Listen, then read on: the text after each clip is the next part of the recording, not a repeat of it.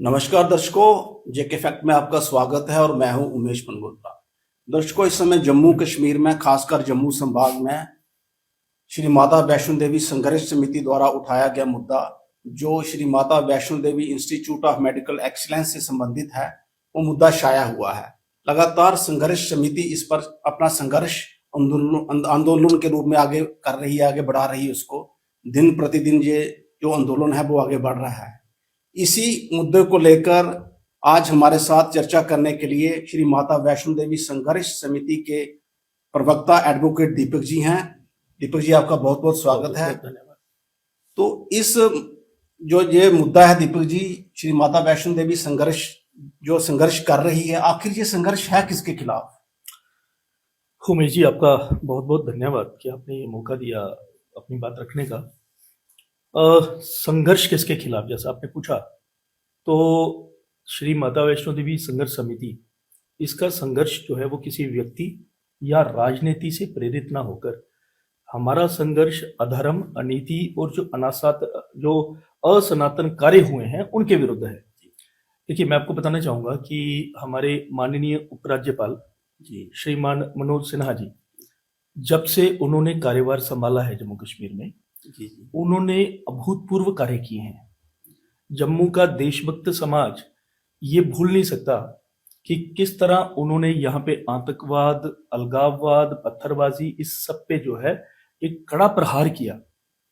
जम्मू का संपूर्ण समाज जो है, देशभक्त समाज, और विशेषकर जो संघर्ष समिति है, जी, वो उनकी सबके लिए बहुत आभारी है। हमने ये भी देखा कि माननीय उपराज्यपाल जी ने जम्मू कश्मीर में जो आस्तीन के सांप ही कहूंगा मैं उनको, जो कि खाते तो राज्य का था, इस देश का खाते थे, अलग अलग विभागों में, सरकारी विभागों में कार्य करते थे, लेकिन उनके जो कोर जो उनका काम था वो इस देश के विरुद्ध था। जी, वो अंदर ही अंदर इस देश की जड़ें काट रहे थे, और माननीय उपराज्यपाल जी ने ऐसे सब विषयों के ऊपर जो था वो अभूतपूर्व कार्य, जैसे मैंने बताया, वो किया और कठोर से कठोर प्रहार किया है, जिसके लिए हम सब समाज को, देशभक्त समाज को उनका आभारी होना चाहिए, और संघर्ष समिति उनका आभार प्रकट करती है। लेकिन इस सब के बीच में हमें ये जानने की आवश्यकता है कि माननीय उपराज्यपाल वो इस अपने प्रांत के उपराज्यपाल होने के साथ साथ श्री माता वैष्णो देवी श्राइन बोर्ड के जो है वो चेयरमैन भी हैं। मैं आपकी जानकारी के लिए बताऊं कि श्री माता वैष्णो देवी श्राइन बोर्ड जो एक्ट 1988 का है जी, वो ये बताता है कि इस प्रांत के जो भी उपराज्यपाल होंगे या राज्यपाल होंगे, वो एक्स ऑफिशो, मतलब अपने पद के हिसाब से वो इसके चेयरमैन होंगे। तो संघर्ष समिति का जो संघर्ष है वो कहीं भी इसको, समाज में कोई भी व्यक्ति, कोई भी संस्थान इसको एलजी के विरुद्ध संघर्ष ना समझे। हमारा एलजी साहब के लिए, माननीय उपराज्यपाल जी के लिए पूरी तरह सम्मान है, और प्रत्येक देशभक्त जो है, संघर्ष समिति उनके साथ जो है वो खड़ी है, जो वो उन्होंने काम किए हैं और कर भी रहे हैं। लेकिन हमारा संघर्ष, जैसे मैंने बताया, चूंकि वो उपराज्यपाल के साथ साथ जो है वो चेयरमैन श्राइन बोर्ड भी है, और उस नाते वो संघर्ष समिति को ये लग रहा है कि वो अधर्म के साथ खड़े हैं। अधर्म के साथ उपराज्यपाल ने जो संघर्ष समिति के चेयरमैन होने के नाते जो वहां पे कार्य हुए, जो कि श्रद्धालुओं की आस्था के विरुद्ध कार्य हुए, जो कि सनातन जो धर्म सम्मत कार्य थे उसके विरुद्ध कार्य हुए, उस सब के लिए जो है संघर्ष समिति का संघर्ष इस सब अधर्म के खिलाफ जो है वो है। ये आपका जो प्रश्न था उसका उत्तर इस नाते दिया। नहीं, अभी बात चल रही है कि उसमें जो 50 सीट्स आई हैं उसमें अधिकतर कोई 47 के करीब जो बच्चे हैं वो एक ही समुदाय के हैं, विशेष समुदाय से हैं। तो अब समिति की तरफ से ये भी आ रहा है सामने कि इस कॉलेज को बंद किया जाए या इन बच्चों को कहीं और शिफ्ट किया जाए। तो उसको लेकर विभिन्न विभिन्न जो भ्रांतियां हैं लोगों में, डाउट्स हैं, उसको लेकर आप क्या कहें? देखिए, मुझे ऐसा है कि जब ये विषय आया, देखिए पहले तो हमें ये समझना पड़ेगा कि वो स्थान जो है वो सामान्य स्थान नहीं है। जम्मू कश्मीर में बहुत सारे जो हैं मेडिकल कॉलेज चल रहे हैं। संघर्ष समिति का किसी भी मेडिकल कॉलेज के लिए कोई विरोध नहीं है। बहुत सारे मेडिकल कॉलेजों में किसी एक समुदाय के व्यक्ति या स्टूडेंट अधिक हो सकते हैं, होंगे भी, लेकिन संघर्ष समिति का किसी भी ऐसे संस्थान से कोई एतराज नहीं है, ना ही हमने कभी विरोध किया। विशेषकर इस विषय पे इसलिए है, इसलिए मैंने बोला कि समझने की आवश्यकता है ये विशेष परिस्थिति क्यों है, क्योंकि इस कॉलेज को चलाने के लिए जो फंडिंग जो फंड, जो डोनेशन, जो राशि है, उसका करेक्टर जो है वो रिलीजियस है, वो स्टेट का करेक्टर नहीं है, सरकार अनुशासित नहीं है, उसको सरकार फंड नहीं कर रही। मैं आपको ऐसे समझाऊंगा कि आज अगर कोई व्यक्ति जो है वो श्री माता वैष्णो देवी में जाता है, उसकी जेब में 10 रुपए हैं, तो वो उसकी प्राइवेट प्रॉपर्टी है। लेकिन जैसे ही वो उस पैसे को माँ वैष्णो देवी, जो पूरा जम्मू कश्मीर, पूरा देश उस महामाई को, उस जगदम्बा को मानता है, जैसे ही उसके चरणों में वो अर्पित हो जाता है, तो वो प्राइवेट प्रॉपर्टी का करेक्टर नहीं रहता उसका, वो उस माता के प्रति उसका समर्पण है। और श्राइन बोर्ड का एक्ट कहता है कि वो फिर एक पब्लिक फंड का करेक्टर ले लेता है, क्योंकि श्राइन बोर्ड का एक्ट ही अपने आप में कहता है कि जो भी धनराशि, जो भी प्रॉपर्टी, चाहे वो आप उनको इमूवेबल, मूवेबल, अचल संपत्ति दो, वो सारी की सारी किसके पास आ जाएगी? श्राइन बोर्ड के, इसके माता वैष्णो देवी श्राइन बोर्ड के पास। और बोर्ड को हेड कौन कर रहे हैं? माननीय उपराज्यपाल। तो अगर उस सारी धनराशि का, और ये कोई छोटी मोटी धनराशि नहीं है, ये जो मैंने चढ़ावा बताया, अगर इसका आप आंकलन करें तो अलग अलग स्रोतों से जो प्रत्यक्ष रूप से चढ़ावा आता है, कैश में जो डोनेशन आता है, ऑनलाइन माध्यम से आता है, उसके अलावा इस सब धनराशि पे जो इंटरेस्ट बैंकों से आता है, कुछ पे एफडी हुआ है, उसके अलावा जो लाइसेंसिंग, आपने हेलीकॉप्टर की सेवाएं आप दे रहे हैं अलग अलग लाइसेंसर होल्डरों के माध्यम से, उनसे आपका रॉयल्टी आ रहा है, उस सबका मोटा मोटा 700 से 900 करोड़ रुपया सालाना एक पैसा आता है। और ये कौन सा पैसा है? जैसे हमने बताया कि ये कौन सा है, ये श्रद्धालुओं का पैसा है, ये कोई स्टेट नहीं दे रही, श्रद्धालुओं का पैसा है। और उन लोगों का है जिन्होंने इस आस्था के साथ दिया कि अगर ये जो पैसा है, आपको याद होगा कि प्रधानमंत्री नरेंद्र मोदी जी ने जब ये अपना कन्वोकेशन, माता वैष्णो देवी यूनिवर्सिटी की कन्वोकेशन थी, तो उन्होंने बहुत सुंदर कहा था, उन्होंने कहा था कि गरीब से गरीब व्यक्ति भी जब है अपना पेट काट करके रास्ते में मैं वक्त का खाना नहीं खाऊंगा और ये राशि मैं अपनी माँ को अर्पण करूंगा, तो अब उस सब धनराशि से केवल वो राशि नहीं रह जाती, वो आपकी विश्वास बन जाता है, आपकी आस्था बन जाती है। और उस आस्था और विश्वास का एक श्रद्धालुओं की लेजिटिमेट एक्सपेक्टेशन रहती है कि इसका उपयोग शास्त्र सम्मत हो, धर्म सम्मत हो और उन्हीं कार्यों में हो जिसके पर्पस के लिए उसने दी है। उसके विरुद्ध अगर होगा, और जैसा कि हम बता रहे हैं कि हुआ है, और जो है चेयरमैन श्राइन बोर्ड की अध्यक्षता में हुआ है, प्रत्यक्ष उनके सामने हुआ है, और वो जवाबदेह है, उनकी जवाबदेही बनती भी है, और उनको इसके एक एक पैसे का हिसाब जो है उसी के लिए श्राइन बोर्ड जो है वो संघर्ष कर रहा है। और जैसा आपने बताया कि मेडिकल कॉलेज का विषय आपने बोला कि इन बच्चों के लिए हमारा किसी समुदाय से कोई भी विरोध नहीं है जी, क्योंकि जैसे मैंने आपको भूमिका में समझाया कि ये सारा पैसा जो है इसका करेक्टर रिलीजियस करेक्टर है। हाँ, ये चढ़ावे का जो करेक्टर है, उसकी जो पहचान है वो एक रिलीजियस करेक्टर है, स्टेट ने अपने फंड से नहीं दिया। तो चूंकि वो रिलीजियस करेक्टर का है, इसीलिए ये स्वाभाविक है कि जो श्रद्धालु है उसकी एक मंशा, उसकी एक्सपेक्टेशन होगी कि इस पैसे का जो है वो उपयोग केवल वहीं पे हो, उन्हीं कार्यों के लिए हो जिन कार्यों के लिए जो है ये पैसा दिया गया है। अब ये कॉलेज के विषय में क्या आया? कॉलेज के विषय में जैसे मैंने बताया कि किसी समुदाय के लिए नहीं है हमारा विरोध। श्राइन बोर्ड को ये कॉलेज बनाना ये ही गलत है फंडामेंटली। अब मैं ऐसा क्यों बोल रहा हूँ? लीगली बता रहे हैं। हाँ, मैं लीगली बता रहा हूँ। अगर आप इनका एक्ट पढ़ें, श्राइन बोर्ड एक्ट 1988 का, उसमें कहीं मैंडेट नहीं है श्राइन बोर्ड को कि वो कोई प्रोफेशनल एजुकेशनल इंस्टीट्यूट खोले, कोई मेडिकल कॉलेज खोले, कोई नर्सिंग कॉलेज खोले, या कोई ऐसा हॉस्पिटल खोले जिसको आप पूरी तरह से कॉर्पोरेट और अमीरों का हॉस्पिटल बना दो प्योरली, और फंडिंग भी करो और उसमें सिर्फ अमीर लोग आए और आप महंगे महंगे उनके इलाज करें। ऐसा कहीं भी इनके पास मैंडेट नहीं था। उस मैंडेट के विरुद्ध होकर, हाँ, इसमें कुछ लोगों का इंटरेस्ट जरूर जो है वो समिति को लग रहा है और दिखता भी है जो कागजात सामने आते हैं। और उन लोगों का वेस्टेड इंटरेस्ट पूर्ण करने के लिए माता के उस फंड को डाइवर्ट किया गया, उस चढ़ावे को डाइवर्ट किया गया और ऐसे कामों में लगाया गया पूरी तरह से जिसको हम बोलेंगे व्यवसायीकरण जो था। श्राइन बोर्ड जो है प्योरली बिजनेस वेंचर्स जो है वो चला रहा है और खाली चला नहीं रहा। श्राइन बोर्ड इस सब बड़े पैसे का, जो मैंने आपको बताया 700 से 900 करोड़ रुपए सालाना, इस बड़े पैसे का उपयोग उस ढंग से कर रहा है जिसकी कोई भी पारदर्शिता नहीं है, कोई ट्रांसपेरेंसी नहीं है। आप इनसे हिसाब नहीं पूछ सकते, ना ही ये पब्लिकली उस पैसे का कहीं हिसाब देते हैं। तो उस नाते ही ये जो सारा संघर्ष, और इसी कारण चूंकि फंडामेंटली ये उस इंस्टीट्यूशन को बना नहीं सकते थे, मेडिकल कॉलेज को, इनका मैंडेट नहीं था, लेकिन उन्होंने फिर भी बनाया।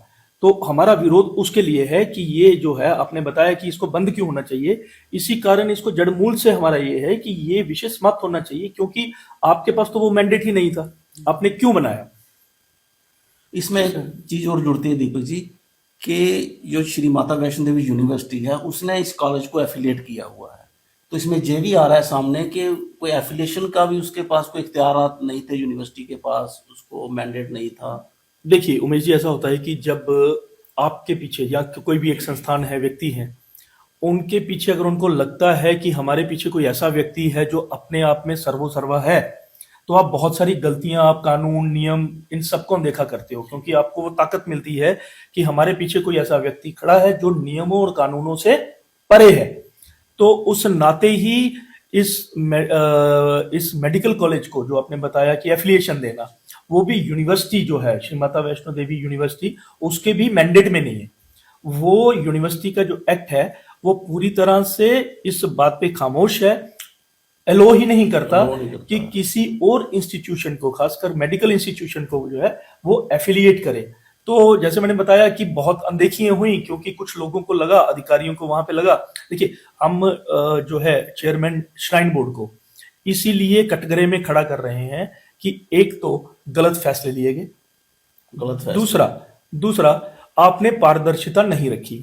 अब अगर आप चेयरमैन श्राइन बोर्ड को ये लगता है कि ये तो मेरे से गलती मेरे अधिकारियों ने कराई, तो तब भी जवाबदेही आपकी बनती है। और अगर आपके ध्यान में था फिर हुआ, तो तब भी जवाबदेही आपकी बनती है। तो आप अपनी जवाबदेही से जो है वो पलट नहीं सकते।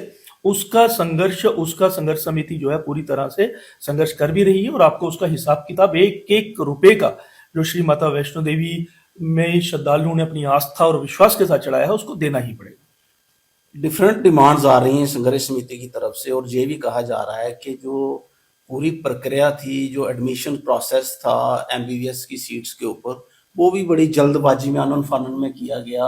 उसमें कोई काउंसलिंग का भी वो बड़ा इमीडिएट शॉर्ट नोटिस पे सारा किया गया। इस पे आप क्या कहेंगे? देखिए जल्दबाजी क्यों? हाँ, काउंसलिंग बिल्कुल जो है बहुत जल्दबाजी में हुई इनकी, लेकिन उस काउंसलिंग में अगर आप उसका आधार देखें, देखिए क्या था कि एक तो इस कॉलेज को जो मान्यता मिली है वो मिली है 8 सितंबर 2025 को, 8/9/2025 को इसको मान्यता मिली। और हमारा ये पूरी तरह से विश्वास है कि ये मान्यता जो है ये भी गलत आधार पर दी गई। बहुत सारी चीजें जो थी वो एनएमसी से, नेशनल मेडिकल कमीशन जो है, जो सुप्रीम अथॉरिटी है जो परमिशन देती है, उनसे छुपाई गई, उनको मिसरिप्रेजेंट किया गया, और उस कारण आपके पास बहुत सारा इंफ्रास्ट्रक्चर नहीं था।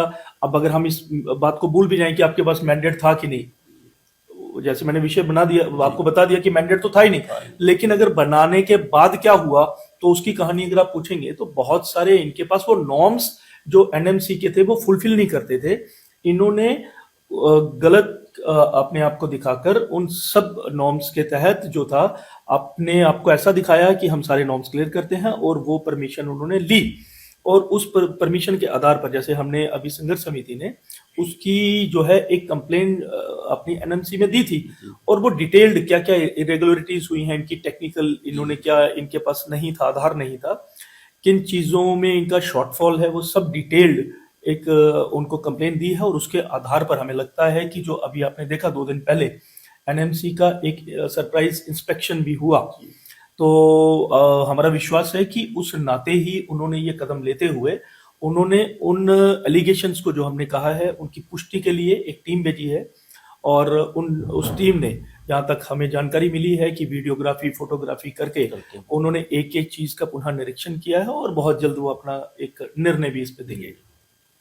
दीपक जी, इसी सारी बात के बीच जो बच्चों का एडमिशन हुआ है, मुख्यमंत्री उमर अब्दुल्ला की तरफ से भी आया कि वो बच्चे की जो एडमिशन हुई है वो मेरिट पे हुई है और समिति कह रही है कि इस कॉलेज को बंद किया जाए, जब बच्चों को कहीं और डिफरेंट कॉलेजेस में शिफ्ट किया जाए।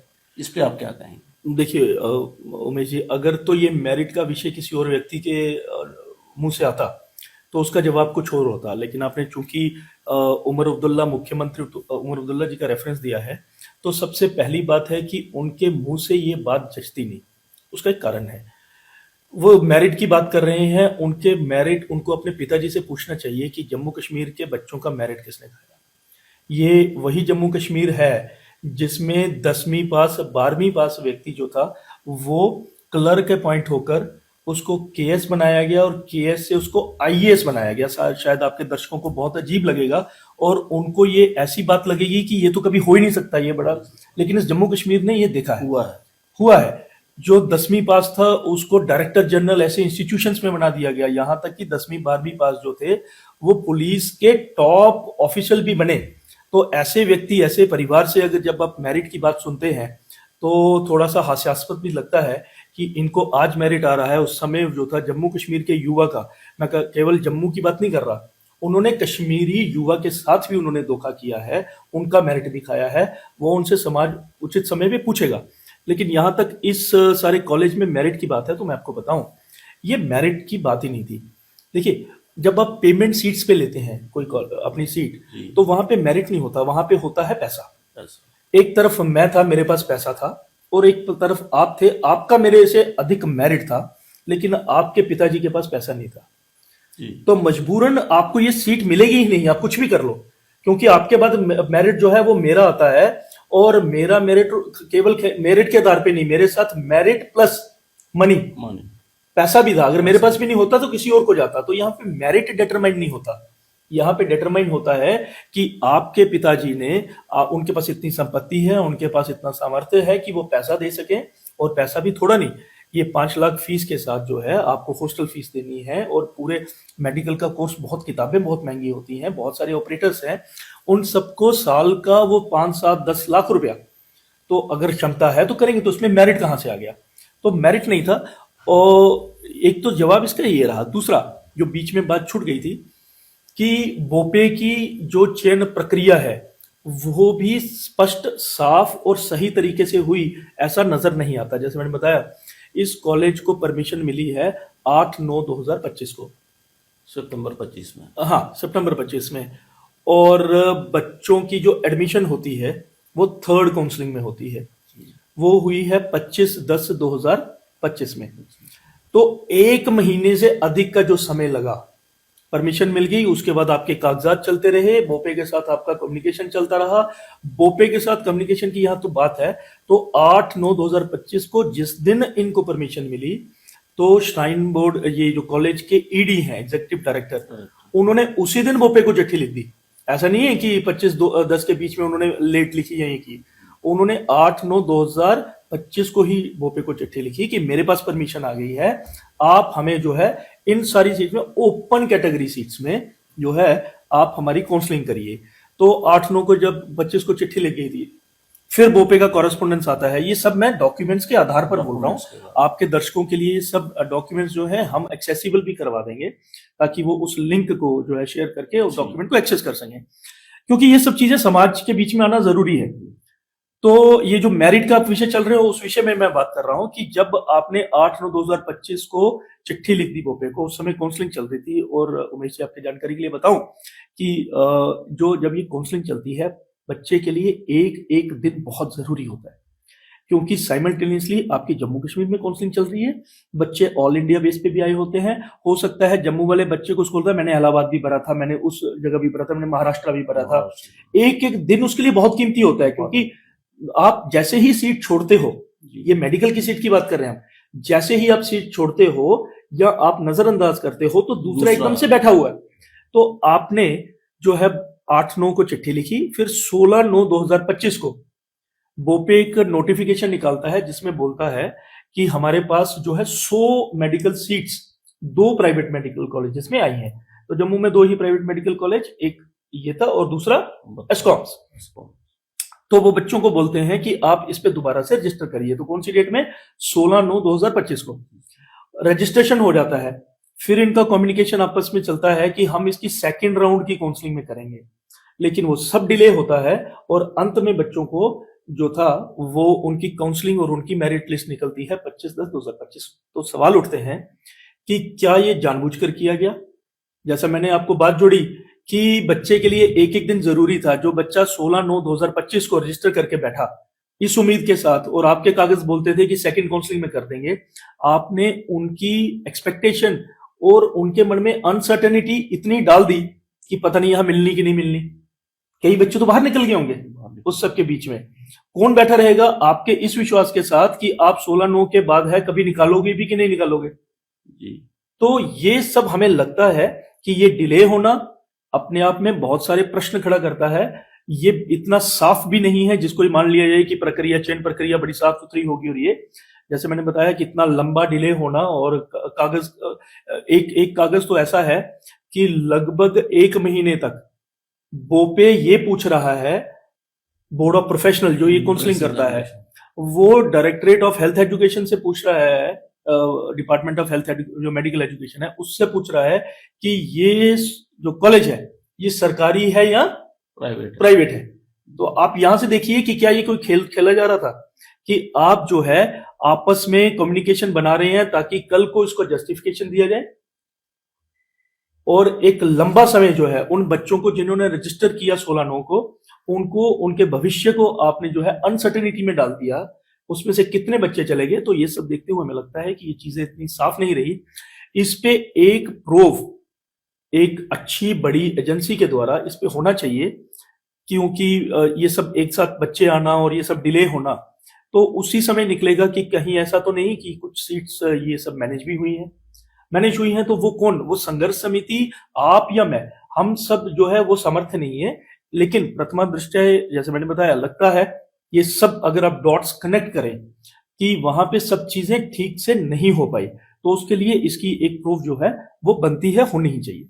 दीपक जी, ऐसा भी सामने आ रहा है कि ये कहना है समिति का भी और लोगों का भी, इस प्रोसेस में रिजर्वेशंस को भी मान्यता नहीं दी गई। उनको जो रिजर्व्ड कैंडिडेट कैटेगरी के कैंडिडेट थे उनको भी साइडलाइन किया गया, उसमें प्रोसेस में था ही नहीं कि ओबीसी है, एएलसी है, आईबी है, ईडब्ल्यूएस है, एससी है, एसटी है, कोई भी नहीं दिया गया। ये देखिए उमेश जी, मैं आपके इस सवाल को 2 विषयों के साथ जोड़ूंगा। एक तो जैसा कि 100% इसको क्या ऐसी कोई फ्रेमवर्क हो सकता है इस कॉलेज के लिए कि सिर्फ हिंदू जो है वो बच्चे आए, और दूसरा रिजर्वेशन है ना, क्योंकि दोनों चीजें जुड़ती हैं। मैं दोनों का जो है जवाब देने का प्रयास करूंगा। देखिए यहां तक तो रही कि 100% हिंदू बच्चे वहां पे उस श्राइन में आए, क्योंकि जैसे मैंने बताया कि श्राइन बोर्ड का अपना संघर्ष समिति का इन प्रिंसिपल ये मानना है कि ये कॉलेज बंद होना चाहिए जी। तो क्यों होना चाहिए? बच्चों को, हिंदू बच्चों को एडमिशन क्यों ना हो 100% ये सब करके? तो उसका कारण यही है कि जो वर्तमान का प्रेजेंट लीगल, देश का लीगल कॉन्स्टिट्यूशनल फ्रेमवर्क है जी, जो कानूनी आधार है, वो कहीं भी किसी भी इंस्टीट्यूट को, जो एजुकेशन है वो एक सेकुलर एक्टिविटी है, एजुकेशन को आप किसी धर्म के साथ नहीं जोड़ सकते, वो देश का संविधान मानता है। तो देश के अंदर कोई भी ऐसा कानून नहीं है जो आपको इस चीज के लिए इजाजत देता हो कि आप कोई शिक्षण संस्थान खोलो और उसमें 100% मुसलमान, 100% सिख या 100% ईसाई या हिंदू रखो। तो जब आपके पास वो कोई ऐसा आधार है नहीं, देश का कानून आपको इजाजत नहीं देता, और अगर आप यहां तक कि मान के चलो आप कुछ करके जो कि कानूनी सम्मत हो, आप कुछ रिजर्वेशन कर देते हो और उसके आधार पे भी 60 से 70% जो है वो लोग ले आते हो जिनको कि मां वैष्णो देवी में आस्था है, तब भी आप 100% नहीं कर पाओगे, क्योंकि 100% जैसे मैंने बताया वो कानून आपको इजाजत नहीं देगा। तब भी आप ज्यादा से ज्यादा 60% पे रहोगे। तो कल को 40% जो रहेंगे जिनकी की माता वैष्णो देवी में आस्था नहीं, जो उसके अस्तित्व को निकारते हैं। देखिए, संघर्ष समिति का एक बिल्कुल स्पष्ट मानना है कि ये विषय जो है वो समाप्त होना चाहिए। ऐसा ना हो कि आज और हमारी आने वाली पीढ़ियों के लिए एक झगड़े का कारण, क्योंकि जैसे मैंने बात रखते ही बताया कि ये सामान्य इंस्टीट्यूट नहीं है, ये उस जगदम्बा, इस महामाई को जब अर्पित किया हुआ श्रद्धालु की आस्था है, विश्वास है, उससे बना हुआ इंस्टीट्यूट है। तो क्या सामाजिक दायित्व हमारा भी नहीं बनता क्या कि अगर हमें लगता है कि 10 साल बाद, 5 साल बाद यहाँ पे एक विवाद हो सकता है, जो बड़ा विवाद हो सकता है, और ये झगड़ा जो है वो हमारी आने वाली पीढ़ियों के लिए भी रहेगा, तो ऐसा विषय रखें ही क्यों? उस विषय को समाप्त करने की आवश्यकता है। इसलिए श्राइन बोर्ड का ये मानना है, क्योंकि कानून 100% इजाजत नहीं देता, आप नहीं कर सकते, उस नाते ही आपको ये मेडिकल इंस्टीट्यूट है ये बंद करना चाहिए। हाँ, इसके बदले में क्या रखना है, तो बहुत सारी चीजें हैं, जो यूनिवर्सिटी हो सकती है, बहुत कुछ है। देखिए, जो आपको कि आपका एक्ट भी बोलता है, कानून भी बोलता है, और जो आपका धार्मिक सामाजिक दायित्व भी है। आप उस पैसे से जो है वो, जैसे आपने बताया, वैदिक यूनिवर्सिटी खोलिए, शक्तिज्म शैविज्म के ऊपर रिसर्च सेंटर खोलिए, गौशालाएं, जो गरीब कन्याएं हैं उनकी शादी कराइए, बहुत कुछ हो सकता है। हम सब उस प्रांत में रहते हैं, हम सब मानते हैं कि शारदा देवी का कभी एक, जो आज पाकिस्तान के कब्जे में है, कभी न कभी एक समय था जब बहुत बड़ा शिक्षा का केंद्र जम्मू कश्मीर में था, आज पाकिस्तान के कब्जे में है। वो हमें निहारती है अपनी संतानों की कि चलो वो तो कभी ना कभी हम लेंगे, लेकिन जब तक क्या हम इस इतनी बड़ी राशि से क्या ऐसा इंस्टीट्यूट जम्मू कश्मीर में नहीं खोल सकते कि दोबारा से जो है विश्व को पता चले कि जम्मू कश्मीर के अंदर एक सनातन पर जो है वो रिसर्च करने के लिए एक बहुत बड़ा केंद्र है।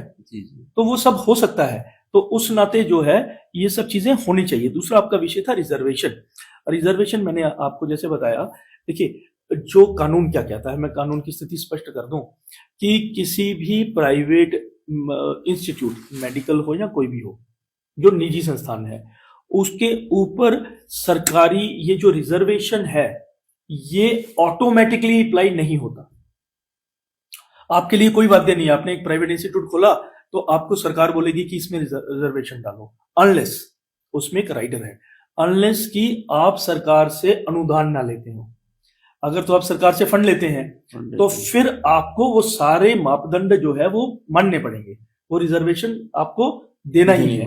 लेकिन जब आप नहीं लेते तो फिर उस स्थिति में सरकार जो है वो आपको बाध्य नहीं कर सकती। हाँ, लेकिन आपको अगर लगता है कि मेरा एक सामाजिक दायित्व है, और ये इस इंस्टीट्यूट पे भी जो है वो लागू होता था, अगर ये मान के चलें कि ये इनके मैंडेट में भी था कि खोल सकते हैं और इन्होंने खोला, तो क्या तब भी इनका ये दायित्व नहीं बनता था, सामाजिक दायित्व बनता था कि हम EWS गरीब लोगों के लिए, जैसे इसीलिए मैंने बोला ना कि श्राइन बोर्ड है पूर्ण तरह एक बिजनेस वेंचर, जो है व्यवसायीकरण है पूरे के तरह। आपने उन गरीब बच्चों का हक भी नहीं लिया कि EWS कोटा के कुछ आ जाते। आप गरीब नहीं, आप जो विकलांगों का कोटा होता है आपने वो भी नहीं लिया। तो सरकार आपको नहीं बाध्य कर सकती। जो संस्थान है वो खुद अपनी सामाजिक दायित्व मानते हुए उसको लगता है कि मेरे इंस्टीट्यूट में मुझे ये करना है, तो वो नहीं था, तो यहां वो भी नहीं हुआ।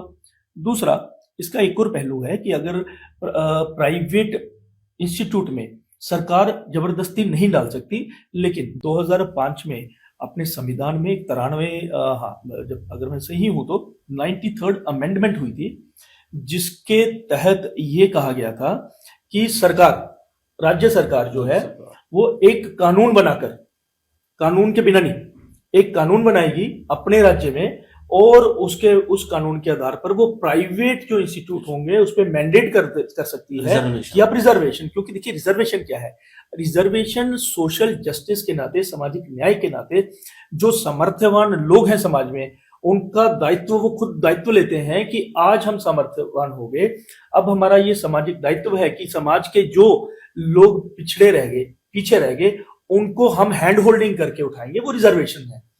तो रिजर्वेशन, जैसे मैंने बताया, इस कॉलेज के ऊपर प्राइवेट अगर आप बोलोगे नियम, तो नियम बिल्कुल भी इस पे नहीं लगता था। लेकिन क्योंकि करेक्टर, रिलीजियस करेक्टर है, सोशल जस्टिस की बात हो रही है, तो उस नाते ये कर सकते थे, लेकिन उन्होंने वो भी नहीं किया। और राज्य सरकार है, उनकी तो जवाबदेही बनती ही है, तो वो तो कम से कम उनके पास जब आधार था कानून का, तो कानून के आधार पे भी नहीं चले वो लोग। दीपक जी, आपकी ये जो भी आपने विषय बताया, जो प्रश्नों का उत्तर दिया, इससे ये स्पष्ट हो जाता है कि श्राइन बोर्ड को तो गवर्नमेंट की तरफ से तो कोई फंडिंग नहीं होती है, जो सारा उसका चढ़ावे का ही पैसा है, सारा उससे चलता है। तो फिर उमर अब्दुल्ला जी कैसे कह रहे थे, मुख्यमंत्री उमर अब्दुल्ला, के ये हमने जमीन दी है गवर्नमेंट ने, ये बातें चल रही थी।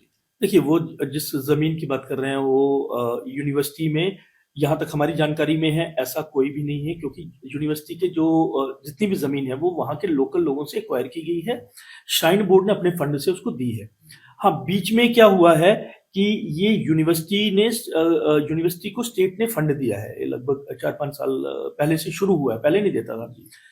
हमारा सवाल भी ये उठता है कि यूनिवर्सिटी को जरूरत क्या थी, क्योंकि जैसे ही पहले तो उमेश जी हमें ये समझना पड़ेगा कि ये सारा जो इंस्टीट्यूट, ये सारा दायरा है श्राइन बोर्ड का हो गया या ये मेडिकल कॉलेज है, इसका करेक्टर, लीगल करेक्टर क्या है, ये एक प्राइवेट है या सरकारी है, इसको बहुत बड़ी दुविधा में रखा गया है। अभी तक क्लियर नहीं है। श्राइन बोर्ड का ये भी तो कहना है इनको, क्योंकि देखिए क्या होता है कि जब कोई भी इंस्टीट्यूशन दायरे का अस्तित्व किसी एक्ट से आता है, आपने आपके पैसे थे, अपनी निजी पूंजी थी, आपने एक कॉलेज खोल लिया, उसका अलग है। लेकिन जब आपको कंसीव किया गया, बनाया गया किसी कानून ने, तो किस कानून ने बनाया? मैंने बताया 1988 के एक्ट ने, श्राइन बोर्ड एक्ट ने बनाया। तो जब एक कानून बनाता है तो आप पूरी तरह से बोलो कि मैं निजी हूं, तो वो हो नहीं सकता। ठीक है। और जैसे मैंने बताया कि जो प्राइवेट पैसा था आपकी जेब में, जब आपने चढ़ावे पे दिया तो उसका जो था वो एक पब्लिक करेक्टर बन जाता है। वो अब आप वापस नहीं मांग सकते कि अब मेरी ये प्रॉपर्टी है। वो पब्लिक करेक्टर जब हम उस पैसे को ऐसे किसी व्यक्ति या संस्थान को देते हैं, स्टैट्यूटरी बॉडी को देते हैं, तो वो इंटरेस्ट देते हैं विश्वास के साथ, जिसको हम बोलते हैं। अब जब उसका दुरुपयोग होता है तो वो ब्रीच ऑफ ट्रस्ट बन जाता है। तो इसलिए मैं कह रहा हूं ये सब जवाबदेही जो सड़कों पे, देखिए संघर्ष समिति में सभी जिम्मेवार लोग हैं, हम सब जानते हैं कि पदों की मर्यादा क्या है।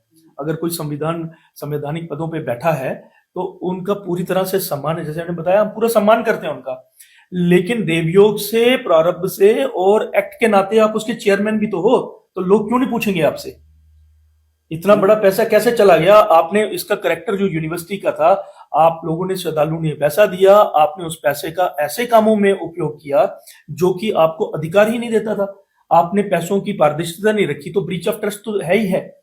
तो इस नाते, और जैसे आपने विषय उठाया कि करेक्टर में ही बोल रहा हूं कि इन्होंने कभी भी क्लियर करेक्टर नहीं किया। देखिए क्या है, एक्ट से चीज बनी सरकारी, उस एक्ट से जब आप नए इंस्टीट्यूट बनाते हो तो वो प्राइवेट नहीं हो सकते, जो कि शुरू में ही एक सरकारी था, पब्लिक करेक्टर का था, ऑटोनोमस था। तो उससे आप दूसरा जो कोई कंसीव करोगे इंस्टीट्यूशन, तो वो प्राइवेट होगा कैसे? है ना? तो जब प्राइवेट नहीं था तो फिर आपने सारी की सारी ये जो सीटें थी, ये प्राइवेट सीटें पैसे पे कैसे दे दी? आप बिजनेस चला रहे हो ना, आपने लोगों से 5-5 लाख रुपए लिया, आपने रिजर्वेशन नहीं रखी, आपने किसी गरीब के लिए कोई सीट नहीं रखी, यहां तक कि माता वैष्णो देवी के नाम पर चलते हुए इंस्टीट्यूट के अंदर आप कुछ सीटें आरक्षित कर सकते थे ना बेटियों की उस महामारी के नाम पे ये इंस्टीट्यूट खुला है, कुछ बेटियों के नाम पे हम करते हैं। आपने बिल्कुल नहीं, आपने प्योर जो कमर्शियल वेंचर बनाया, आपने एक दुकान खोली और उस दुकान से आपने प्रॉफिट मेकिंग के जो है वो कार्य करना शुरू किए, जिसका परिणाम है कि आज संघर्ष समिति आपके बिल्कुल सामने खड़ी है। और संघर्ष समिति के जो विषय हैं वो धर्म सम्मत है, सनातन सम्मत है, और पूर्णतः आपको जवाबदेह बनाने के लिए है कि ये श्रद्धालुओं का पैसा जो है, चढ़ावे का पैसा, ये सही दिशा में नहीं लगा, तो उसका कारण क्या था और उसका हिसाब दीजिए। मैं आपको बताऊं कि अगर हम ट्रांसपेरेंसी की बात करें तो इन्होंने क्या किया, अभी पब्लिक की नजर में क्या है कि एक श्राइन बोर्ड है, एक माता वैष्णो देवी यूनिवर्सिटी है, एक मेडिकल कॉलेज है, और एक है आपका नर्सिंग कॉलेज और कुछ और इंस्टीट्यूट्स। इस सब के केंद्र बिंदु में एक और इंस्टीट्यूट है जो लोगों की नजर में नहीं है, वो है श्री माता वैष्णो देवी चैरिटेबल सोसाइटी। अब इन्होंने खेल क्या किया, इन्होंने बोला कि अगर हम श्राइन बोर्ड में हैं तो कहीं ना कहीं हमारी पब्लिक जवाबदेही बनती है जी, आप आरटीआई लगा के इनसे हिसाब पूछ सकते हो। तो इन्होंने क्या किया, इन्होंने एक ऐसी सोसाइटी बनाई जो पूरी तरह से प्राइवेट सोसाइटी, जिसका कि कोई भी आप जवाबदेही नहीं मांग सकते। सोसाइटीज के ऊपर जो है वो आपकी आरटीआई भी एप्लीकेबल नहीं होती। हाँ, कुछ विषयों में होती है। अगर वो सोसाइटी सरकार से कोई अनुदान लेती है जी। तो वो तो आप ले नहीं रहे थे यहाँ, तो इसलिए आपने पूर्ण तरह इसको ओपेक, जवाबदेही से दूर रखा। और आपने ये बोला कि ये जो मेडिकल कॉलेज है, माता वैष्णो देवी मेडिकल कॉलेज, ये नारायणा हॉस्पिटल और गुरुकुल नर्सिंग कॉलेज, ये कौन चलाएगा? ये चैरिटेबल सोसाइटी चलाएगी। आपने ऐसा खेल कर दिया।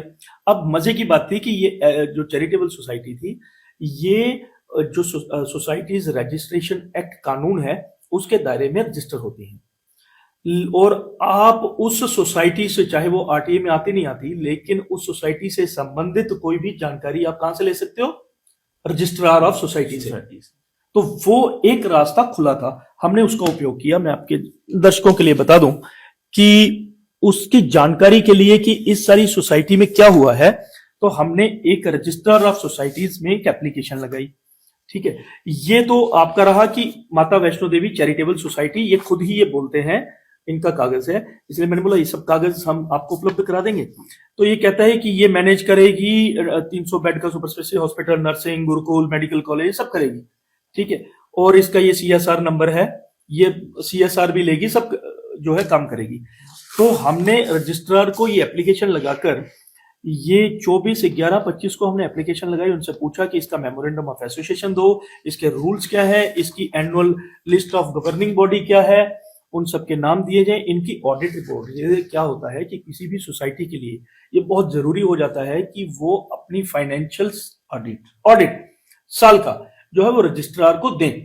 तो हमने उनको जो था कानून के हिसाब से जो सोसाइटीज रजिस्ट्रेशन एक्ट है वो आपको ये शक्ति प्रदान करता है कि आप एप्लीकेशन देके रजिस्ट्रार से इन सब कागजों को केवल इंस्पेक्ट नहीं कर सकते, आप उनको कह सकते हो मेरे को इसकी सर्टिफाइड कॉपी दीजिए। वो देश के नागरिक का अधिकार है। तो हमने उस अधिकार को करते हुए हमने एप्लीकेशन लगाई, उसको स्टोन वॉल मतलब कि उसको रोकने के लिए इन्होंने पूरी कोशिश की, हमें वो उपलब्ध नहीं की। लेकिन जब दबाव बनाया तो उन्होंने केवल इस शर्त पे हमें दी कि आप केवल फाइल देखोगे, इसकी कॉपी नहीं देंगे। ये मैं इसलिए ऑन रिकॉर्ड बोल रहा हूं क्योंकि मेरी इस एलिगेशन का आधार और डॉक्यूमेंटेड प्रूफ है।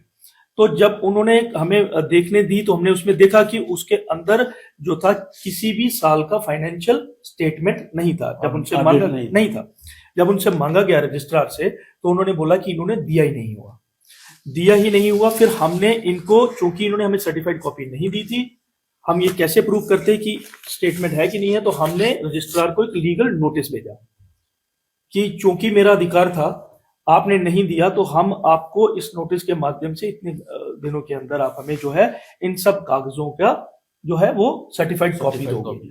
लेकिन आज तक उन्होंने नहीं दी। अब इस पे क्या करना है वो अलग विषय है कि आपकी लीगल रेमेडी क्या है, लेकिन ये डॉक्यूमेंटेड प्रूफ है हमारे पास कि ऑल इज नॉट वेल। इसको बोलते हैं ना कि सब सही नहीं है, पारदर्शिता नहीं है, उस महामायु जगदम्बा का जो चढ़ावा है वो सही हाथों में नहीं है, वो स्पष्ट नजर आता है।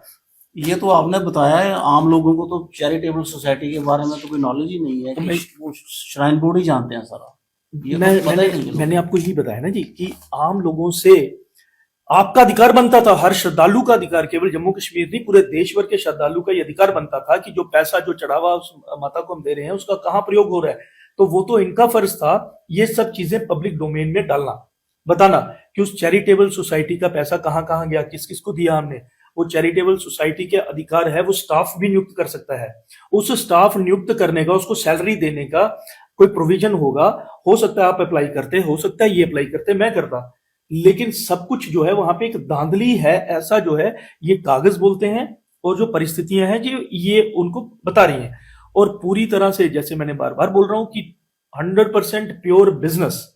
श्राइन बोर्ड जो है वो इंडल्ज है, व्यवसाय करना है पैसे का, उस चढ़ावे का और प्रॉफिट मेकिंग में। या तो देखिए, आप तो कोई व्यवसाय तो तब करें जब आपको लगे कि प्रॉफिट हो रहा है। यहां बड़ी बात यह है, एक तो आप उस पैसे का व्यवसाय कर रहे हैं और आप ये क्लेम भी नहीं कर रहे कि हमें कोई प्रॉफिट हुआ है। और सनातन के लिए कुछ नहीं, सनातन के लिए कुछ नहीं। आप कॉलेज खोलते हो, सीटें बांट देते हो, 5-5 लाख रुपया दो। आप नर्सिंग कॉलेज खोलते हो, उसमें आप पेमेंट सीट देते हो। आप कोई भी इंस्टीट्यूट खोलते हो तो उसमें सिर्फ आप लोगों से कितना ज्यादा, आप नारायणा हॉस्पिटल खोलते हो तो मुझे बताइए कितने गरीब लोगों का जो है इन्होंने इलाज किया। आप सब जानते हैं कि जम्मू कश्मीर के अंदर सबसे अगर कॉस्टली ट्रीटमेंट है नारायणा तो वो नारायणा के अंदर है। अभी आज ही मैंने अखबार में पढ़ रहा था, जो एनएमसी ने रिपोर्ट दी कि वहां पे बहुत ज्यादा कमरे, जरूरत से ज्यादा कमरे वो प्राइवेट रूम्स हैं अच्छा कि आप पैसा खर्च करिए और आप जो है आपको ट्रीटमेंट मिलेगा। तो किस पैसे से ट्रीटमेंट दे रहे हैं आप? उस श्रद्धालु के पैसे से जिसने उस चढ़ावा उस सनातन के लिए दिया कि इससे यज्ञ होंगे, इससे धार्मिक कार्य होंगे, इससे गरीबों के लिए कुछ खोला जाएगा।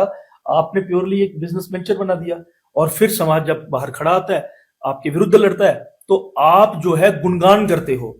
चेयरमैन श्राइन बोर्ड के मैं काफी दिनों से देख रहा था, जहां भी ये जा रहे हैं तो गुणगान कर रहे हैं, श्राइन बोर्ड ने क्या किया, क्या कितने वो कसीदे पढ़ रहे हैं, लेकिन वो जवाब नहीं दे रहे कि आपने ये पारदर्शिता, आपने ट्रांसपेरेंसी, आपने ये चैरिटेबल सोसाइटी का पैसा जो है कहाँ गया, किसकी जेब में गया, कहाँ इन्वेस्ट किया, उसका जवाब इनको देना बनता है।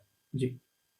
अभी आने वाले समय में क्या रणनीति रहेगी और कैसे ये आंदोलन चरणबद्ध तरीके से आगे बढ़ेगा? समिति की आगे क्या करने जा रही है उस संदर्भ में आपका? देखिए, ये आंदोलन जो है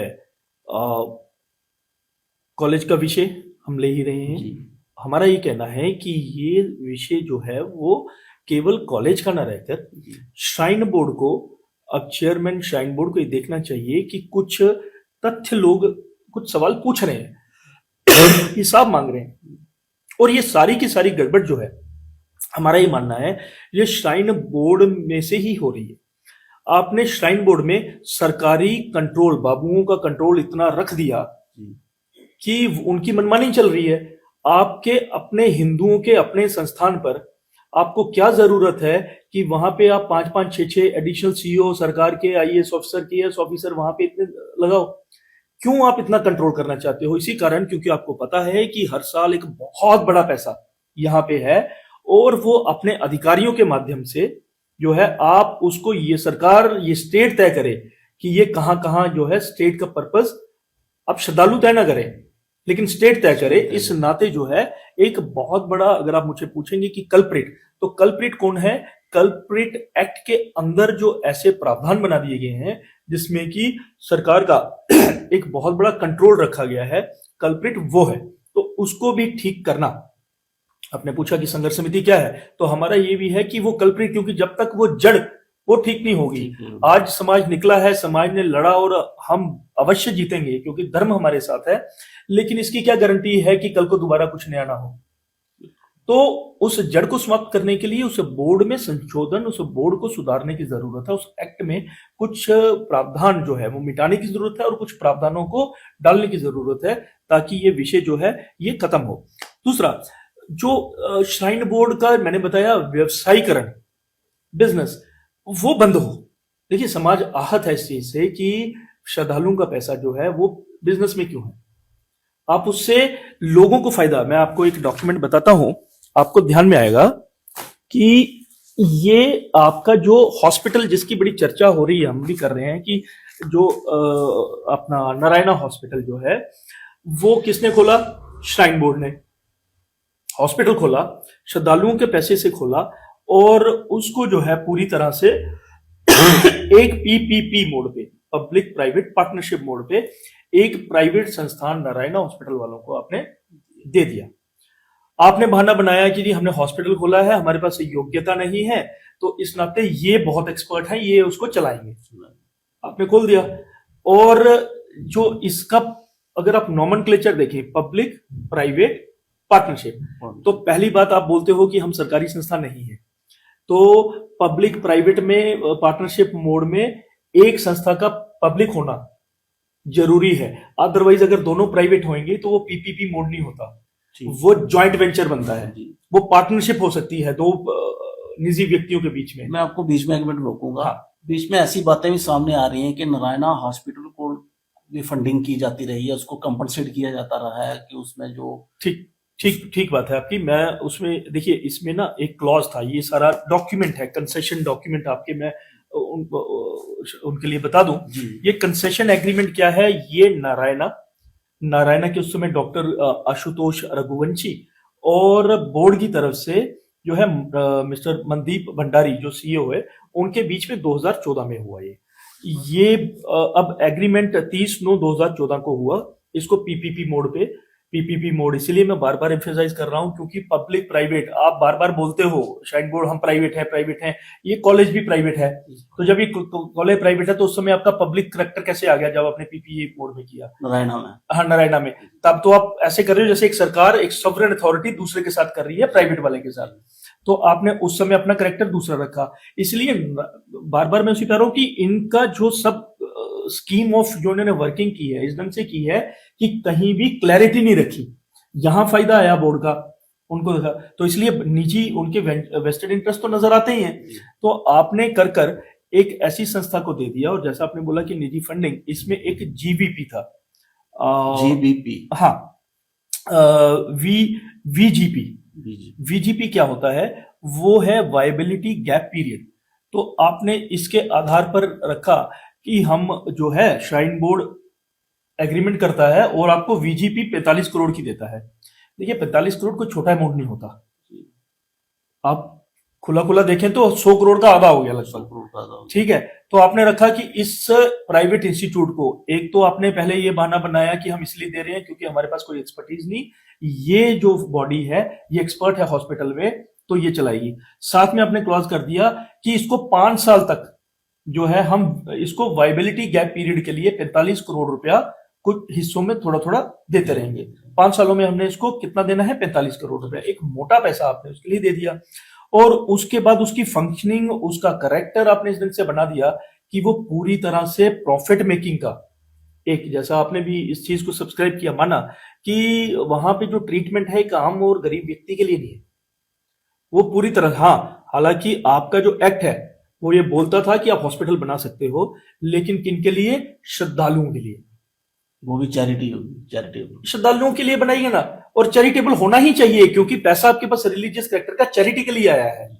तो इसीलिए आप चालाकी देखें कि आप इंटरनेट पे कोई भी नारायणा से संबंधित खबर अगर सर्च करेंगे तो वहां पे वो छोटी सी लाइन जरूर हर उसमें न्यूज आइटम में डालते हैं कि श्रद्धालुओं के लिए इस साल हमने इतना, श्रद्धालुओं के लिए जो था वहां पे इतना फुटफॉल है और उनके लिए ये जो है हॉस्पिटल बना।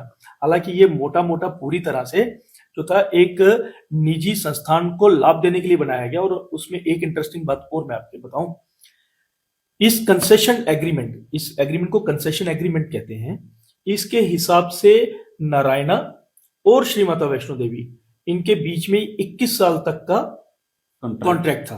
तो 2014 और 21 हो गए 2035, तो ये 2035 तक चलना था।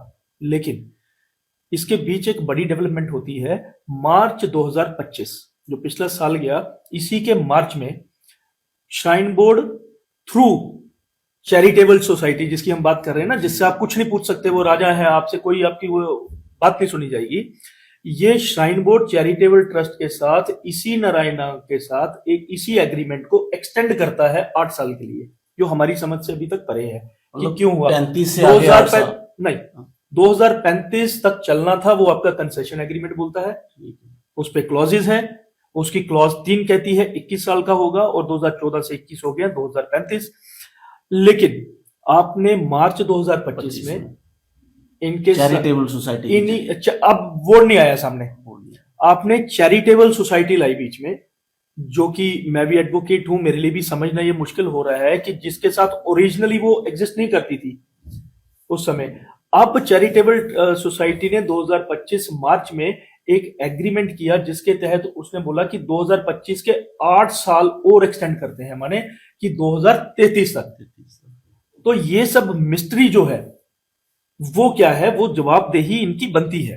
तो जैसा आपने बताया कि इस सारे कॉलेज में और इस सारे प्रोजेक्ट में जो श्राइन बोर्ड का था, इसके अंदर जैसा विषय आ भी रहा है कि पूरी तरह से ट्रांसपेरेंसी नहीं है, और लीगल करेक्टर इसका कभी सरकारी कभी निजी, बोर्ड बोलता है मैं ऑटोनमस हूं, क्रिएशन इसकी एक एक्ट के थ्रू होती है, कॉलेज जो खोलता है वो पूरी तरह से प्राइवेट है, जिसमें बोलता है प्राइवेट इसीलिए है क्योंकि वहां पे प्राइवेट सीटें हैं। प्राइवेट इसीलिए मैं कह रहा हूं क्योंकि आपने वहां पे रिजर्वेशन लागू नहीं किया, आपकी फंक्शनिंग जो है वो पूरी तरह से प्राइवेट है। तो ये सब करने के लिए आपने ये सब बनाया, और इसमें बनाते हुए एक बड़ा विषय क्या रखा आपने, इसी एग्रीमेंट में एक क्लॉज है जिसको बोलते हैं वेवर ऑफ सॉवरेनिटी क्लॉज, वो 22 नंबर क्लॉज है। वो क्या कहती है, वो ये कहती है, अब सोवरेनिटी होती क्या है, सोवरेनिटी होती है कि सरकार कुछ ऐसे फंक्शन करती है जो कि आम व्यक्ति, प्राइवेट पार्टियां नहीं कर सकती। रेल चलाना इसका काम है, तो वो सरकार का सॉवरेन फंक्शन है। डिफेंस जो है वो सरकार का, किसी के साथ युद्ध हो जाएगा तो सरकार लड़ेगी उसमें। तो सॉवरेन फंक्शन भी उनकी इम्यूनिटी होती है सरकार की कुछ चीजों को लेकर, कि अगर वो सॉवरेन फंक्शन करते हुए कोई नुकसान हो जाए, कि सरकार अपना सॉवरेन फंक्शन परफॉर्म कर रही थी, उसके बीच में आपको, उमेश जी को कोई नुकसान हो गया, आप कोर्ट नहीं जा सकते जी, कोर्ट नहीं जा सकते, क्योंकि उस समय उस सॉवरेन के पास ये अथॉरिटी है कि मैं इम्यून हूं। और इस क्लॉज के अंदर लिखा गया है कि मैं अपनी उस इम्यूनिटी को वेव करता हूं। तो इसका मतलब ये हुआ कि आप वेव कौन करेगा, जिसके पास इम्यूनिटी थी। तो इम्यूनिटी किसके पास होती है, सॉवरेन के पास। तो सॉवरेन क्या है, एक पब्लिक बॉडी है, तो इसका मतलब तो सरकारी इंस्टीट्यूशन थे, तभी आपने वेव किया। फिर आपने प्राइवेट कॉलेज कैसे खोल दिए, फिर आपने लोगों से 5-5 लाख रुपया कैसे गिराना शुरू कर दिया, उनसे पैसे कैसे, मतलब with in shrine board he contradiction है इनके लीगली। जैसे मैंने बताया कि जो हमने कंप्लेंट की है वो टेक्निकली इन सब की जो भी कमियां थी उसको लगी, और ये सब चीजें खुद ब खुद बताती हैं कि श्राइन बोर्ड की वर्किंग जो है वो पूरी तरह से ठीक नहीं है। और ये सब इसीलिए कंट्राडिक्शन इसलिए हुई, जैसे मैंने पीछे रखा ना, जब आपको लगता है कि आपके पीछे कोई ऐसी ताकत है जो नियमों और कानूनों से परे आपको लगता है, तो आप ये छोटी मोटी गलतियां बोलते हो कि कौन देख रहा है इसको और किसकी हिम्मत होगी ये उठाने की, तो वो आप कर गए उस समय, हालांकि वो नहीं करनी चाहिए थी। समाज आपसे यही प्रश्न पूछ रहा है। अब मैं आपको बताऊं, आपने बोपे के लिए पूछा कि सब चीजें कैसे चल रही हैं, तो देखिए एक लेटर जो है बोपे से पहले मैं आपको बड़ी इंटरेस्टिंग चीज आपको बताऊंगा कि ये कॉलेज के पीछे की कहानी, कॉलेज के पीछे की उमेश जी कहानी ऐसी रही कि बोर्ड की मीटिंग्स होती हैं जी, है ना, उस मीटिंग्स के मिनट्स बनते हैं। देखिए इनकी जो 64वीं बोर्ड मीटिंग हुई श्राइन बोर्ड की, और वो हुई है 15 मार्च 2019 को। उसमें क्या हुआ, इनका एक बहुत पुराना प्रोजेक्ट था, ये जो आप बोलते हैं Shri Mata Vaishno Devi institute of medical excellence, ये केवल कॉलेज नहीं है, ये प्रोजेक्ट का नाम है। प्रोजेक्ट का नाम, इस प्रोजेक्ट के अंदर हॉस्पिटल भी आता है, और केवल ये 50 सीटर का मेडिकल कॉलेज नहीं आता।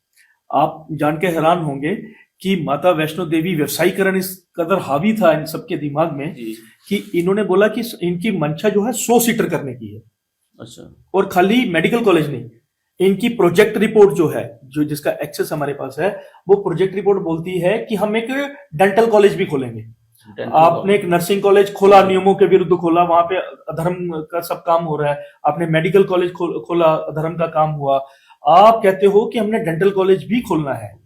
तो ये जो प्रोजेक्ट था इनका बहुत पुराना था, 2014 से पहले का ये सब चल रहा था। 64वीं जैसे मैंने बोला बोर्ड मीटिंग में 15/3/2019 को बोर्ड क्या बोलता है, वो बड़ा इंटरेस्टिंग है। बोर्ड ये कहता है, The board, in view of the new aims and 5 new medical colleges coming up in the state, decided to drop its earlier decision of setting up of a 500-bedded medical college and hospital in phase 2 and 3 of SVDIME project respectively. तो मतलब क्या हुआ कि उस समय के board मेंबरों को जो थी उनको इतना ध्यान था कि शायद वो देवयोग से ही हुआ कि ये पैसे का गलत उपयोग हो रहा है, इसकी जरूरत नहीं। तो उन्होंने अपनी 64वीं मीटिंग में 2019 में 15/3/2019 को ये डिसाइड किया बोर्ड मीटिंग में कि क्योंकि जम्मू कश्मीर में एक एम्स और 5 दो एम्स, एक कश्मीर में एक जम्मू, हाँ न्यू एम्स आ रहा है। उन्होंने जम्मू की बात की कि जम्मू में एम्स और 5 नए मेडिकल कॉलेज आ रहे हैं, इसीलिए हमें अब इसको खोलने की आवश्यकता नहीं, हम इस आइडिया को ड्रॉप करते हैं। और ये ठंडे बस्ते में प्रोजेक्ट चला गया। अब होता क्या है, अब श्राइन बोर्ड ये सवाल पूछ रही है कि जब आपने 2019 में ये निर्णय लिया, आइडिया ड्रॉप किया, आपने ड्रॉप किया, आपका एजेंडा नंबर 16 के तहत आपने बोला कि हमें नहीं करना चाहिए था, फिर आपने अपनी 71वीं बोर्ड मीटिंग जो कि आपकी हुई है 19/8/2023 को, उसके एजेंडा 31 के तहत आपने बोला कि हम ये कॉलेज खोलेंगे। तो मतलब प्रश्न तो बनते हैं कि अब क्या, जब पहले आपकी जस्टिफिकेशन क्या थी नहीं खोलने की, एम्स आ रहा है और 5 मेडिकल कॉलेज, और इस तारीख की मैं बात कर रहा हूं तब तक वो एम्स भी आ चुका था, 5 मेडिकल भी आ गए थे। तो फिर किसका वेस्टेड इंटरेस्ट जो था आप सर्व कर रहे थे कि आपको, क्या आपके अधिकारियों के इंटरेस्ट थे? इसलिए तो समाज में प्रश्न है कि किसका, आपने एक एजेंडा के तहत कर दिया। इसकी इस मीटिंग 71वीं जो आपने बोर्ड मीटिंग की और ये हुई है 19/8/2023 को, उसमें आप कहते हो कि हम जो है अप्रूवल देते हैं मेडिकल कॉलेज ये बनाने का, और ये भी कहा जाता है कि इंटायरली फंड कौन करेगा इसको, बोर्ड करेगा, ठीक है। और बीच में विषय ये भी आता है कि डॉक्टर M.K.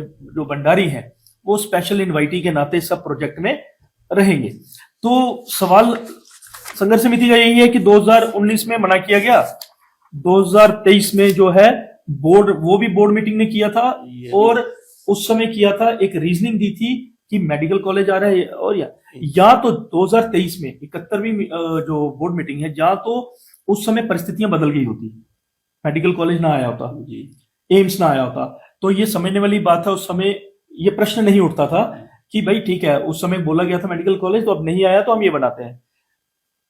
बल्कि उस समय कॉलेज एग्जिस्ट कर गया, सब मेडिकल कॉलेज भी आ गए, एम्स भी आ गया, लेकिन आपने पुराने बोर्ड मीटिंग के उस फैसले को बदलकर आपने 2023 में ये फैसला लिया कि ऐसे ये मेडिकल कॉलेज बनेगा। अब इसके बाद इस मेडिकल कॉलेज को बनाने के लिए इन्होंने कमेटी, बोर्ड कमेटी, एक तो बोर्ड हो गया, एक आगे सब, वो बोर्ड वो पूरे श्राइन बोर्ड को देखता था, सिर्फ कॉलेज के लिए इन्होंने बोर्ड कमेटी बनाई। अब उसकी बोर्ड कमेटी की आप तीसरी मीटिंग में कुछ निर्णय होते हैं, अब उन निर्णयों के आधार पे वो कमेटी बोलती है। अब ये बोर्ड कमेटी की मीटिंग कब होती है, 11/1/2023 को, ये भी 23 में होती है। हाँ, इसको हेड करते हैं बालेश्वर राय, जो IAS रिटायर्ड रहे हैं वो, और बाकी लोग भी इसमें रहते हैं। तो इसमें निर्णय होता है कि 2025-26 में 50 सीट्स जो है हम कॉलेज की चलाएंगे, और 26-27 में इसको 100 सीटों तक लेके जाएंगे। इंटरेस्टिंगली एक चीज और होती है, इसमें कहा जाता है कि हम एक पोस्ट बनाते हैं डायरेक्टर की। आपने देखा होगा, आप लंबे समय से पत्रकारिता करते हैं, कॉलेजेस ऐसे सारे संस्थान जो है वो डायरेक्टर नहीं चलाते, प्रिंसिपल होते हैं, डीन होते हैं। लेकिन इसमें इन्होंने कहा गया कि हम एक पोस्ट बनाएंगे डायरेक्टर की, और उस डायरेक्टर की पोस्ट को जैसे ही कॉलेज चलने लगेगा हम उसको रीडायरेक्ट करके, रीडेजिग्नेट करके उसी पोस्ट को क्या बना देंगे, प्रिंसिपल। तो ये क्या हो रहा है, ये सब आप जो है नियम कानूनों को धाक पे रखकर जो है अपने निर्णय ले रहे हो।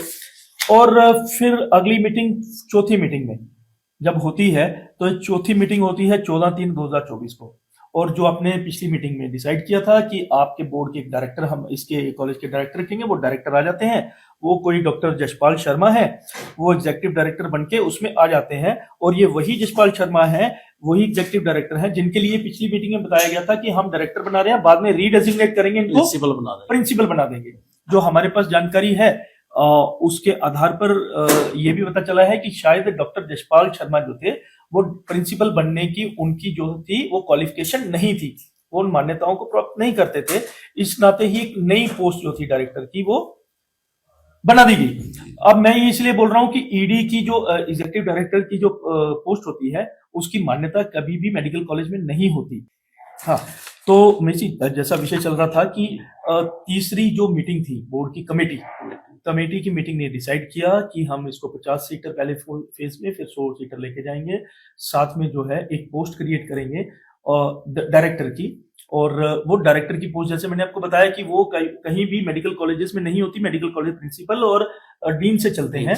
और यही एक कारण था इसको, अगर आप इनकी मेडिकल NMC की परमिशन देखो जो इनको 8/9/2025 को मिली है, तो वो परमिशन किसके नाम की है, वो परमिशन है प्रिंसिपल के नाम की, वो प्रिंसिपल और डीन के नाम से, क्योंकि कानून उन्हीं को मान्यता देता है। ये तो आपने शायद किसी व्यक्ति को आपने लाभ देना था तो आपने नहीं पोस्ट बना दी, और उसकी जो कॉपी है वो कॉपी तक NMC ने एग्जीक्यूटिव डायरेक्टर को नहीं की, कर भी नहीं सकते थे। उन्होंने प्रिंसिपल और ओब्लिक डीन से- हाँ, क्योंकि उनको पता है कि ये नियमों के इसमें आते नहीं है। और मजे की बात है, आप इस कॉलेज के जितने भी टेंडर देखोगे तो वो कहां से निकले हैं? एग्जीक्यूटिव डायरेक्टर से। आप इस कॉलेज की अपॉइंटमेंट देखोगे फैकल्टीज, तो किसने की है? एग्जीक्यूटिव डायरेक्टर ने। तो सवाल इसलिए तो है, संघर्ष समिति क्यों है सड़कों के ऊपर? संघर्ष समिति इन सब विषयों को लेकर है कि आपने आपका निजी संस्थान होता, चेयरमैन श्राइन बोर्ड का निजी संस्थान होता, कहीं भी खोलते कुछ भी करते, हमें कोई लेना देना नहीं था। पर ये जो संस्थान आपने खोले, ये माता वैष्णो देवी के चढ़ावे से है, तो समाज आपसे पूछेगा, आप उससे बच के नहीं जा सकते। तो ये फोर्थ जो इन्होंने चौथी मीटिंग की, इसमें मैंने जैसे बताया एग्जीक्यूटिव डायरेक्टर के नाते इस मीटिंग में मिस्टर कोई जसपाल है वो आ जाते हैं, और प्रपोजल डेंटल कॉलेज का भी शुरू हो जाता है। वो डॉक्टर अशोक मान जो मेंबर हैं वो मूव करते हैं कि भाई अब मेडिकल कॉलेज के लिए भी हम जगह जो है, उसके डेंटल कॉलेज के लिए भी जगह जो है वो डिसाइड कर लें कहाँ पे खोलना है। तो ये अपने आप में सब जो है प्रश्न जो है, गंभीर प्रश्न, खाली प्रश्न नहीं, गंभीर प्रश्न जो है वो खड़े करता है।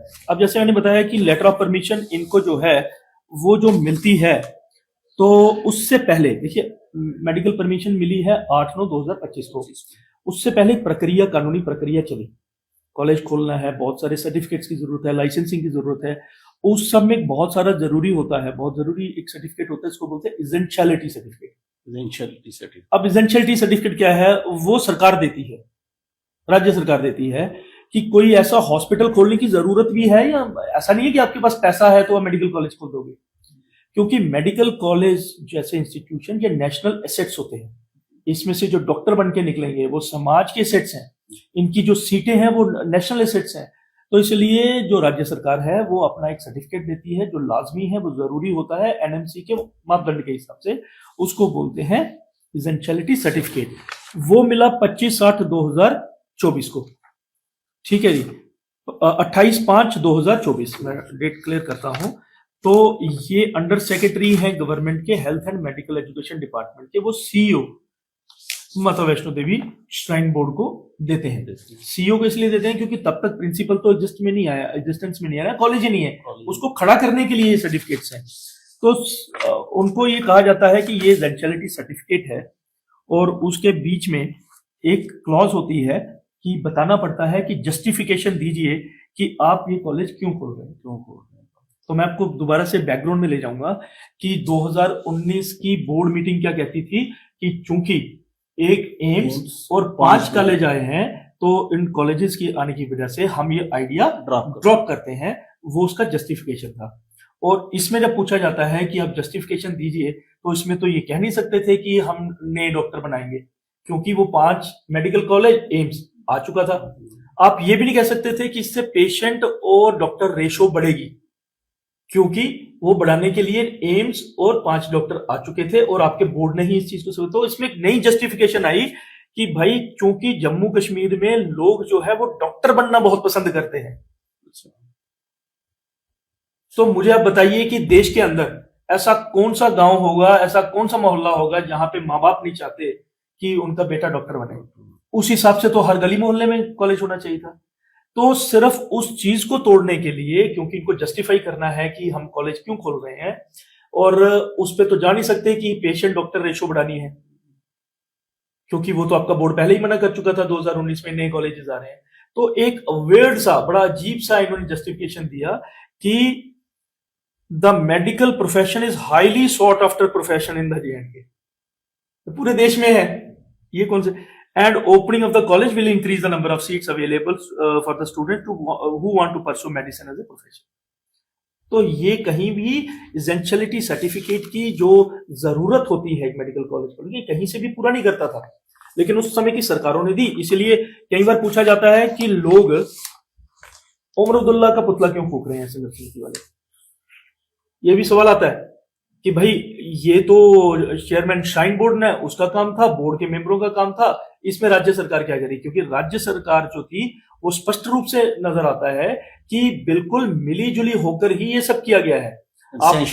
एसेंशियलिटी सर्टिफिकेट आपको दिखा रहा है कि आप वैसा उनका ऐसा एक मापदंड बना देते हैं, जस्टिफिकेशन दे देते हैं जो किसी भी मायने से स्वीकार्य हो नहीं सकती। और इसमें आज जो बड़ा विषय एक और आ रहा है कि इन बच्चों का क्या होगा। जो वो तो विषय है। तो देखिए, इन बच्चों का जो है वो किसी भी कॉलेज में जा सकते हैं, इवन कि सरकारी कॉलेजों में जा सकते हैं। पुराने उदाहरण भी हैं, जुडिशियल डिसीजन भी है कि प्राइवेट मेडिकल कॉलेज से उठाकर बच्चों को सरकारी मेडिकल कॉलेज में कोर्ट ने ही ऑर्डर के तहत भेजा है। और उसमें मैकेनिज्म क्या होता है कि जो बच्चा, जैसे जिसने आज एडमिशन ली 5 लाख रुपया खर्च करने के लिए, इसका मतलब वो मान के बैठा है मैंने 5 लाख रुपया खर्च करना है, वो उसी सरकारी संस्थान को 5 लाख रुपया साल का देता रहेगा, क्योंकि आप उसको फ्री नहीं दे सकते। अगर आप फ्री दोगे तो मेरिट के साथ जो है वो आप धोखा कर जाओगे, चीटिंग कर जाओगे। तो आप इनसे वहां से ले सकते हो। और अदरवाइज भी ये श्राइन बोर्ड का जो है वो ये संघर्ष समिति का तो हमारा विषय नहीं है, आप उनका क्या करोगे, और सरकार का और केंद्र सरकार का भी नहीं होना चाहिए, क्योंकि जो एसेंशियलिटी सर्टिफिकेट है वही अपनी क्लॉज डी में लिखता है, it is further certified that in case the applicant मतलब college fails to create infrastructure for the medical college as per NMC norms and fresh admissions are stopped by the central government, the state government shall take over the responsibility of the students. तो इनकी जिम्मेदारी किसकी बनती है? State government, Umar की बनती है। तो ये विषय से लिए ये अपनी जिम्मेदारी से भाग जाएं स्टेट वाले। तो ये संघर्ष समिति को अपने फैक्ट्स क्लियर है, आप अपनी जिम्मेदारियों से, आप कभी मेरिट का बहाना, मैंने आपको बताया कोई मेरिट नहीं था, आप कभी बोलो कि हमारी जिम्मेवारी नहीं है स्टूडेंट्स की, तो ये पूरी तरह से आपकी जिम्मेवारी बनती थी। एसेंशियलिटी सर्टिफिकेट ये रहा 8/9/2025 का, ये प्रिंसिपल के नाम से है। इसकी कॉपी भी जो है वो एग्जीक्यूटिव डायरेक्टर को नहीं दी गई है, अगर आप देखेंगे कहीं कॉपी नहीं है, क्योंकि एनएमसी नॉर्म्स उसको आइडेंटिफाई नहीं करते। आपने पोस्ट इसलिए बनाई, शायद आपको किसी को जो था लाभ देना था आपने, और उनकी क्वालिफिकेशन नहीं थी, आपने उनको ईडी बना दिया, सारे टेंडर्स ईडी के नाम से निकले, सारी एडमिशन प्रक्रिया, आपके फैकल्टी जो थे सारे के सारे, अपॉइंटमेंट्स भी, अपॉइंटमेंट सारी की सारी की। हालांकि उनके भी तो जांच होनी चाहिए, क्यों नहीं बनती? क्योंकि उन अपॉइंटीज को जो आपने पैसे देने थे वो वही फंड था, श्रद्धालुओं का फंड था, जो आपने 1.5-2 लाख सैलरीज देनी थी। तो उस प्रक्रिया में किसकी इन्वॉल्वमेंट रही, क्या क्या वेस्टेड इंटरेस्ट रहे, उन सबके पीछे ऊपर जो है एक जांच जो है वो पूरी तरह से बनती है। इसी तरह ये चिट्ठी है, ये 8/9/2025 को जो मैंने बताया कि कौन लिख रहा है, ये एग्जीक्यूटिव डायरेक्टर लिख रहा है, बोपे को, प्रिंसिपल नहीं लिख रहा, डीन नहीं लिख रहा। इसलिए मैं बता रहा हूं ना, देखो कि इस पूरी प्रक्रिया में बहुत सारी ऐसी अजीब चीजें हुई हैं, लेकुनास क्या, जो सीधे सीधे दिखते हैं कि जानबूझकर यहाँ पे कुछ लोगों का वेस्टेड इंटरेस्ट था, जिन्होंने सारे नियम कानूनों को ताक पे रखा। एग्जीक्यूटिव डायरेक्टर जो है वो चेयरमैन बोर्ड को लिख रहे हैं, बोपे को, कि मेरे पास ये 50 सीटें आ गई, अब इनको आप सेकेंड राउंड ऑफ काउंसलिंग में जो है ओपन मेरिट में करो। आपने सोशल जस्टिस की बात ही नहीं की, आपको इतनी जल्दी पड़ी थी, क्या इंटरेस्ट था कि आप एक बोर्ड का अपना रेजोल्यूशन निकालते कि हम बच्चों के लिए कम से कम रिजर्वेशन। पहली बात है कि मैं अभी भी पूरी तरह से हम मानते हैं संघर्ष समिति, इस कॉलेज को बनना ही नहीं चाहिए था, लेकिन अगर बनाया भी आपने तो आपकी नीयत तो और क्लियर हो रही है, आपने किसी गरीब के लिए कुछ नहीं रखा, आपने एकदम से उसी दिन 8/9 को आपको परमिशन मिली, 8/9 को आपने लेटर लिख दी एकदम से, और लेटर भी प्रिंसिपल डीन नहीं लिख रहा बल्कि एग्जीक्यूटिव डायरेक्टर लिख रहा है, और कह रहा है कि मेरे को परमिशन मिल गई है 50 सीटों की, आप मुझे जो आपकी सेकंड काउंसलिंग होनी है 10/9/2025 आप उसमें मेरी सीटें भरिए। लेकिन ये सीटें कब भरी जाती हैं, जैसे मैंने बताया 25/10/2025 को, 1.5 महीने के बाद 16/9 को आप रजिस्टर कराते हो उन बच्चों को। उसके बीच में एक और चिट्ठी लिखी जाती है जो कि deputy secretary health and medical education, वो चेयरमैन बोपे को लिखते हैं कि ऐसे ऐसे हमारे पास जो है वो लेटर आई है एमबीबीएस कोर्स के लिए, और इसी चिट्ठी का हवाला देते हैं 8/9/2025 की। तो उनको कहा जाता है कि आप इसको प्रोसीड करिए। 8/9/2025 को चिट्ठी लिखी जाती है और 8/10/2025 पूरे 1 महीने तक, इसलिए हम बोल रहे हैं कि सारी चीजें ठीक नहीं थी। 8/10/2025 को 1 महीने बाद additional secretary health and medical education बोपे को लिख रहा है कि भाई मैं क्लियर करता हूं कि ये Shri Mata Vaishno Devi institute of medical science जो है is not a government institution. मतलब बच्चों को आपने एक्सपेक्टेशन दे दी, आपने बोला कि हाँ हमारा कॉलेज खुल गया, हमारी ये आप ये करिए, आप रजिस्टर करिए, आप काउंसलिंग के लिए आएंगे, ये करेंगे, और 1 महीने तक आपका आपस में कम्युनिकेशन चल रहा है कि ये सरकारी है या प्राइवेट है। ये इसलिए था क्योंकि जैसे मैंने आपको बताया कि बोर्ड ने ऐसे संस्थान बना दिए और उनको इतना धुंधला रखा क्लैरिटी नहीं थी। कि क्लैरिटी ही नहीं कभी रखी गई कि कौन सरकारी है कौन है। यहाँ पे आपको फायदा दिखा कि सरकार बन के फायदा लिया जा सकता है, आपने सरकारी हो गए। यहाँ पे आपको लगा कि यहाँ पे प्राइवेट बन के हमारा लाभ होगा, लोगों के सवालों से बचेंगे, ट्रांसपेरेंसी, तो आप प्राइवेट बन गए। तो ये सब कहानी है जो डॉक्यूमेंट्स की आपके पास में ये छोड़ जाऊंगा, आप अपने दर्शकों को इसको जो है पब्लिक भी कर सकते हैं। ये सब डॉक्यूमेंटों के आधार पर श्राइन जो श्री माता वैष्णो देवी संघर्ष समिति है उसकी लड़ाई है।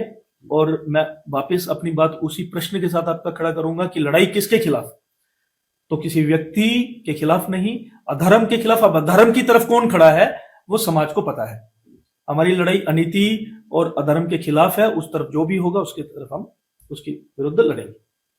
दर्शकों, आपने देखा जी हमारे साथ थे एडवोकेट दीपक जी, जिन्होंने बड़े विस्तार से बड़े लीगल एस्पेक्ट्स जो Shri Mata Vaishno Devi institute of medical excellence को लेके जो डाउट्स हैं लोगों के दिलों में, या कुछ जो विरोधी पक्ष हैं उनमें भी कुछ डाउट्स थे, वो पूरा इन्होंने विस्तार से लीगल एस्पेक्ट से लेकर और भी जो लेकुनास हैं जो सारे, उसको बताया कि संघर्ष समिति के गठन का कारण क्या था, संघर्ष समिति इस आंदोलन को कैसे स्टेप बाय स्टेप आगे बढ़ा रही है, इसके पीछे के प्रमुख कारण क्या हैं। और उन्होंने ये भी स्पष्ट किया कि ये किसी समुदाय या किसी विशेष व्यक्ति के खिलाफ नहीं है।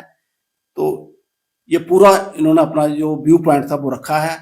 हमें उम्मीद है कि आपको इसको पूरा समझ आया होगा। इसी के साथ मुझे दीजिए इजाजत। दीपक जी, आपका बहुत बहुत धन्यवाद। जय माता दी।